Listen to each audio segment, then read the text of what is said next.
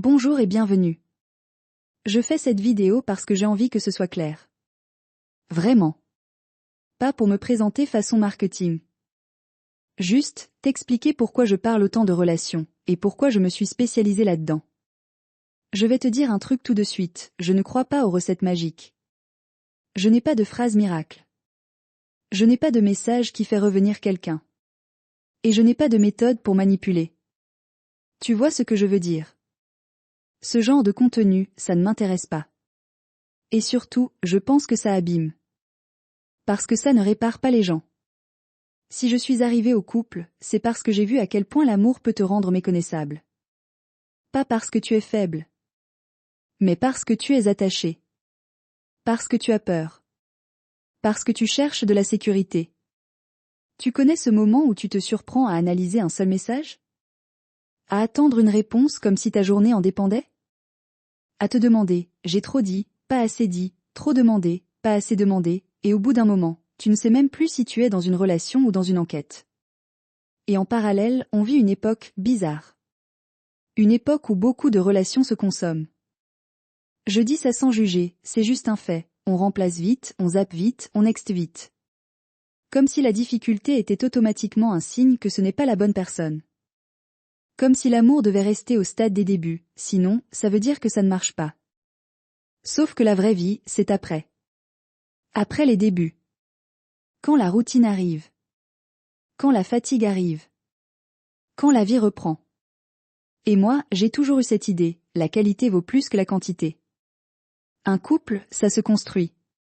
Ça se travaille. Ça se protège.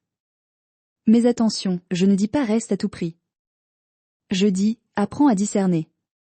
Parce qu'on confond trop souvent difficulté et danger.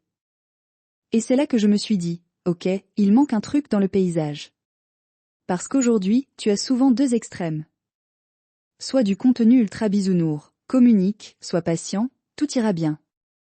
Soit l'inverse, des trucs de domination, des jeux de pouvoir, des stratégies froides, limite humiliantes. Et entre les deux, il y a des gens qui souffrent. Qui aiment. Qui espèrent. Mais qui ne savent pas quoi faire, sans se perdre.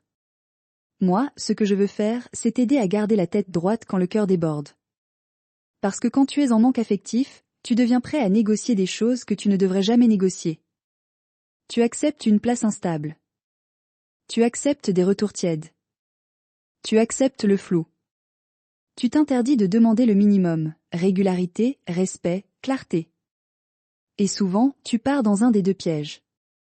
Soit tu te tais, alors que tu es en train de t'éteindre. Soit tu parles trop, tu t'expliques, tu te justifies, tu fais des pavés, et tu finis par te sentir petit. Et le pire? C'est que tu sais que tu t'abîmes. Mais tu continues. Parce que tu veux sauver le lien. Et là, je vais être très honnête, c'est aussi pour ça que je parle beaucoup des crises de vie. Parce que parfois, ce n'est pas juste elle ne t'aime plus. Parfois, ce n'est pas aussi simple. Il y a des périodes où une personne se perd elle-même. 20 ans, 30 ans, 40 ans, 50 ans, peu importe. Il y a des moments où tout est remis en question. Identité, désir, routine, peur de vieillir, peur de passer à côté de sa vie, besoin de nouveautés. Et dans ces moments-là, il peut y avoir des comportements terribles. Fuite. Double discours. Décision brutale. Parfois même quelqu'un d'autre qui apparaît. Et l'autre, en face, tombe de haut. Il ne reconnaît plus la personne. Il se demande, mais qui c'est, en face? Et moi, je veux parler à la personne sacrifiée. Celle qui subit la crise de l'autre. On n'en parle pas assez. On parle beaucoup de la personne en crise, de comment l'aider, de comment la comprendre. Mais la personne qui subit, la victime, on la laisse trop dans le brouillard.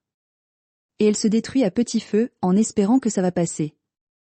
Sauf qu'une chose est sûre, tu ne récupères rien en te détruisant. Tu ne récupères rien en te humiliant. Tu ne récupères rien en te perdant.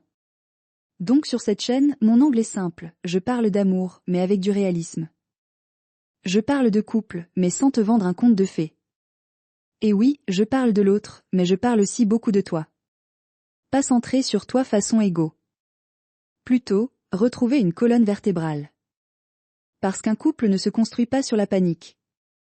Ça se construit sur une base qui tient, présence, cohérence, respect. Et quand je dis récupérer ton couple, je veux être clair, ce n'est pas récupérer une personne. C'est soit reconstruire une relation qui peut redevenir saine, soit sortir proprement, sans te perdre, sans te casser en deux. Parce que parfois, la vraie victoire, ce n'est pas le retour de l'autre. C'est ton retour à toi. Voilà. Si tu es arrivé jusque-là, merci, vraiment. Si tu veux, dis-moi en commentaire où tu en es. Instabilité, crise de vie, infidélité, perte de sentiments, rupture brutale. Je lis. Et je ferai des vidéos générales, sans exposer personne. On se retrouve très vite. Et prends soin de ton cœur, ça compte.